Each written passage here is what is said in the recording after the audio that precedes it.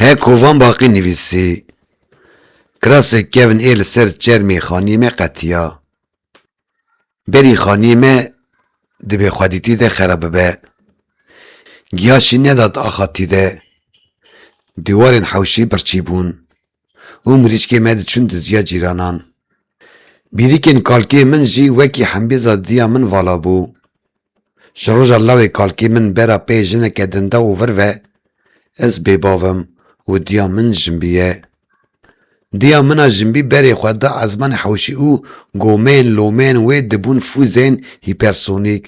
Mirîşkên me diçûn diziya genmê cîranan û qerawata xezûrê min fedî nake ji birçîbûna hewşa me. Ne lomeyên diya min dibûn genmê şîn di hewşa me de, ne xewnan zikê birçîbûna min û mirîşkê wê têr dikirin. Roja kalkê min mir. Diya min baqnotek hesinî da min. Ez çûm goristanê. Min baqnota xwe li ber serê tirba kalkê xwe çand. Ne pere şîn hat, ne siya bavê min ji tirba bavê xwe derket. Roja kalkê min mir, pantorê wî bû îsa, bi helavêja odeya wî ve. Siya bavê min ji wî xeyidî û çûke tirba kalkê min. Ji wê rojê ve bavê min bê siye û ez esmerim li betavê. Piştê xaniyê me di bêxwedîtî de xerab bû. Dîwarên terêkan de yên hewşê hilweşiyan. Şopên pepikên mirîşkên me man dibin de. Kirasek kevin ê li ser çermê xaniyê me qetiya û li dewsa gîhayê kevirên tazî li hewşa me şîn hatin. Piştî vî tofana jiyanê çi cara ez kêrekê dibînim mirîşkên diya min tên şerjê kirin li hewşa me.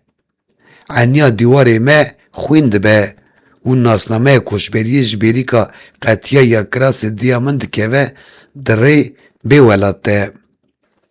Nasnameya koçberiyê ya diya min tune û valabûna bêrîkên diya min ne welatin ji tu nasnameyê re.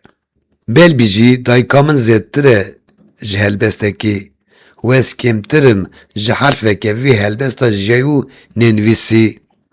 Lomaya dengê min naçe diya min û dengê wê de jî di hebûna min de.